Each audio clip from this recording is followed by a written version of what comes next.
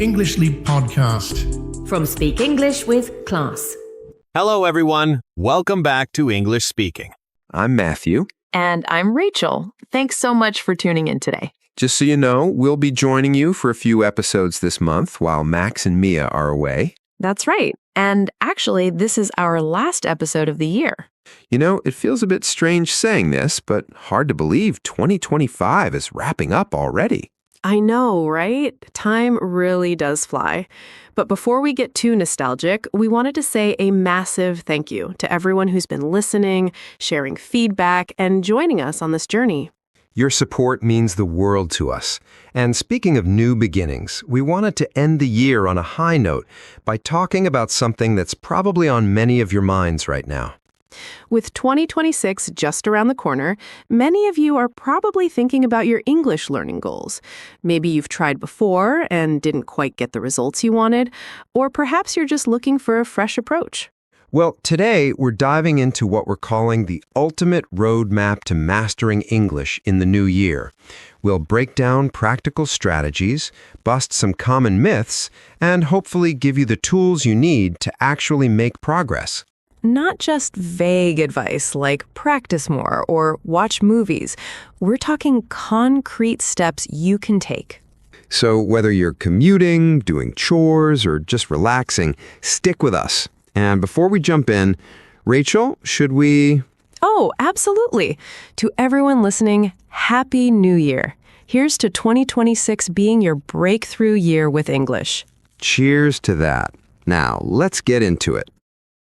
So let's be honest for a second. How many of us started 2024 or 2025 saying, this is the year I'll finally become fluent in English, only to find ourselves in the exact same spot 12 months later? Right? And here's the thing, it doesn't necessarily mean you failed. Maybe you didn't hit your ultimate goal, but that doesn't make the year a waste. Perhaps you're still on your journey toward fluency, and this year was just another step in that process. Right. Progress isn't always linear.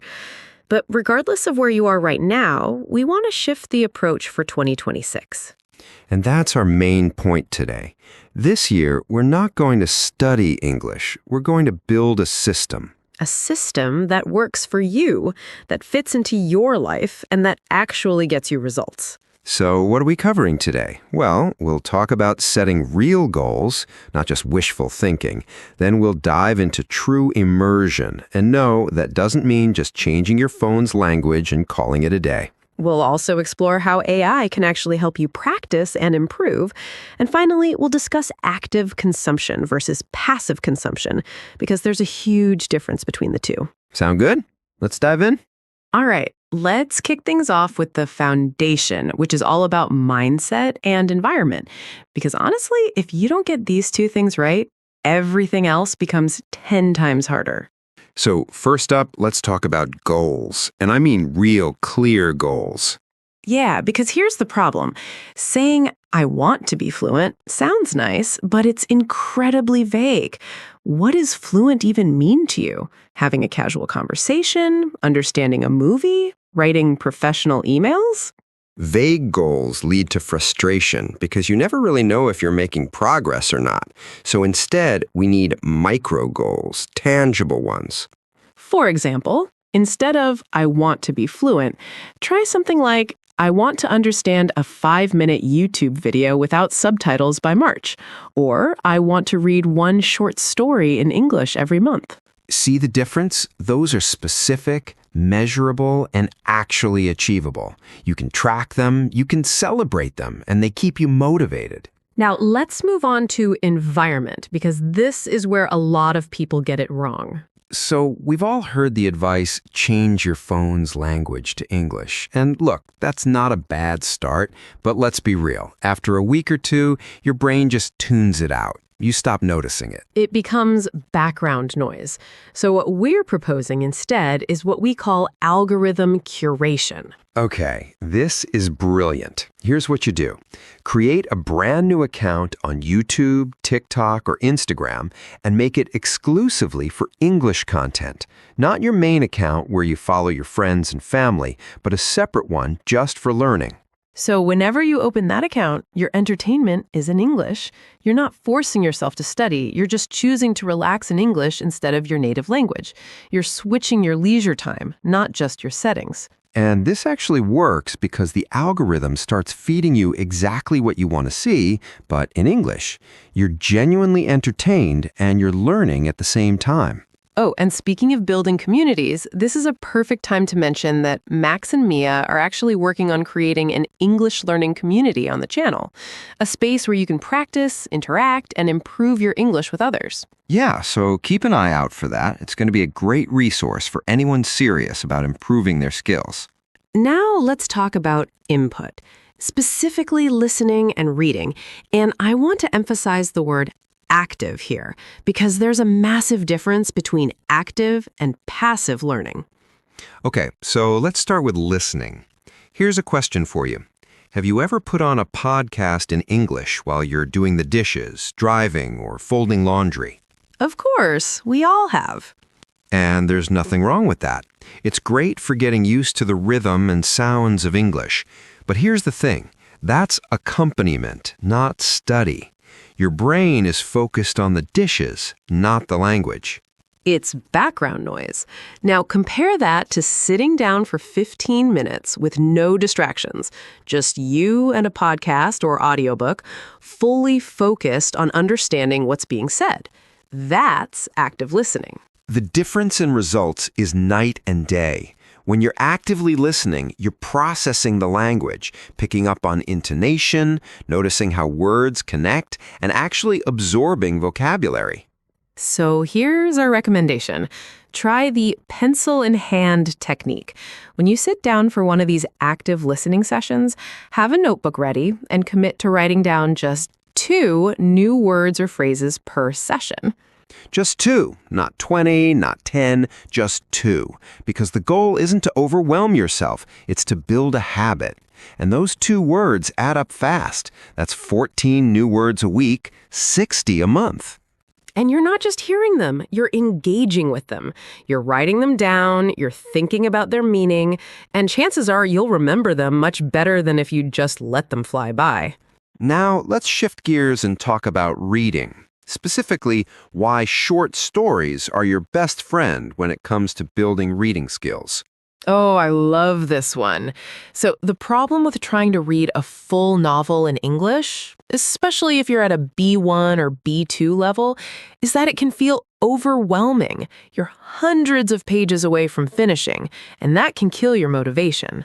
But short stories, you can finish one in a single sitting. And that sense of accomplishment, that feeling of, I just read an entire story in English, is incredibly motivating. And here's a simple technique to get the most out of them.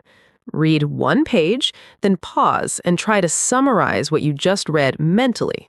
Don't write it down, just think about it. What happened? Who did what? This forces you to actually comprehend what you're reading, not just let your eyes scan the words. And if you can't summarize it, go back and read it again. That's active reading. Over time, you'll notice your comprehension improving, your vocabulary expanding, and your confidence growing. Plus, short stories are just more enjoyable. You get a complete narrative, a beginning, middle, and end, all in one go. Now, where do you actually find these stories? Look up graded readers online. They're specifically designed for language learners at different levels. Or check out websites like Project Gutenberg, which has thousands of free classic short stories. Yeah, and if you're at a B1 level, start with authors like O. Henry or Simple Fairy Tales. They're engaging and not overwhelming. All right, now let's talk about one of my favorite techniques for combining listening and speaking practice, the TED-Ed method. Ooh, yes, this one's a game changer. So the idea is simple. You pick a TED-Ed video, which are usually around 5 minutes or less, but instead of just watching it once and moving on, you're going to use a repetition system. And this is key. You watch the same video multiple times over the course of a week, but with different focuses each time. So here's how it works. The first time you watch, no subtitles at all. Your only goal is to capture the general idea. Don't stress about understanding every single word. Just ask yourself, what's this person talking about? What's the main message? And you might only catch 40 or 50%, and that's totally fine. This first viewing is about training your ear to pick up context clues, to understand meaning even when you don't know every word. Then, a day or two later, you watched again, but this time with English subtitles. Now you're focusing on vocabulary. You're seeing how words are spelled, how they connect in sentences, and you're filling in the gaps from your first viewing. And this is where you might want to pause and write down a few phrases or expressions that you found useful. Again, not everything, just the ones that stand out to you. Finally, on your third viewing, you're going to do something called shadowing. This means you play the video and you try to repeat what the speaker is saying at the same time, mimicking their pronunciation, their intonation, their rhythm. And shadowing is incredibly powerful because it trains your mouth and your brain to produce English sounds naturally. You're not just understanding the language, you're physically practicing it. By the end of this 3-step process, you've deeply engaged with that 5-minute video. You've listened, you've read, you've spoken, and you've absorbed far more than you would have if you just watched it once and moved on. The beauty of this method is that it's efficient. You're not spending hours and hours. You're just being intentional with your time. 3 viewings of one short TED-Ed video can be more valuable than watching 10 different videos passively. And the best part? TED-Ed videos cover such a wide range of topics, from science to history to psychology, so you can pick whatever genuinely interests you and learn English while learning something new. All right, let's move on to what might be the most exciting part for a lot of you, using technology, specifically AI, to accelerate your learning. Oh, this is huge. And I think there's still some confusion about how to properly use AI for language learning. So let's clear that up right now. In 2026, AI isn't some futuristic concept anymore. It's here. It's accessible, and if you're not using it to learn English, you're honestly missing out on one of the best tools available. But here's the key. AI is not there to do your homework for you. It's not about asking ChatGPT or Gemini to write an essay and then copying it word for word. Think of AI as your personal tutor, your 24/7 professor who never gets tired, never judges you, and is always ready to help. That's the mindset shift we need. So let's talk specifics. First up, writing. Now, if you're learning English, one of the hardest things is knowing whether what you wrote is actually correct, right? You might have a sentence that sounds okay to you, but you're not sure if a native speaker would say it that way. Yeah, and that uncertainty can be paralyzing. So here's what you do. Write a paragraph about your day. Doesn't have to be fancy, just whatever happened. Today I woke up late, I had breakfast with my sister, and then I went to the gym. Simple stuff. And then you take that paragraph and you paste it into ChatGPT or Gemini. But here's the key. Don't just ask for corrections. Be specific. Say, rate my writing from A1 to C2 and give me 3 bullet points on how to sound more native. Oh, that's smart, because now you're not just fixing mistakes, you're actively leveling up your style. Right. The AI might say something like, your writing is around B1. To sound more natural, 1, use contractions like I'm instead of I am. Try phrasal verbs like woke up instead of awoke. And 3, add connectors like then or after that to make it flow better. And suddenly, you're not just getting a correction, you're understanding the nuance. And that understanding is what sticks with you long term. The beauty is you can do this every single day. Write 1 paragraph, get it rated and improved, learn from the feedback, and do it again tomorrow. In a month, you'll start noticing patterns, and you'll naturally start writing more like a native speaker. Now, let's talk about speaking, because this is where AI gets really, really cool. Oh man, yes. So a lot of people struggle with speaking because they don't have anyone to practice with.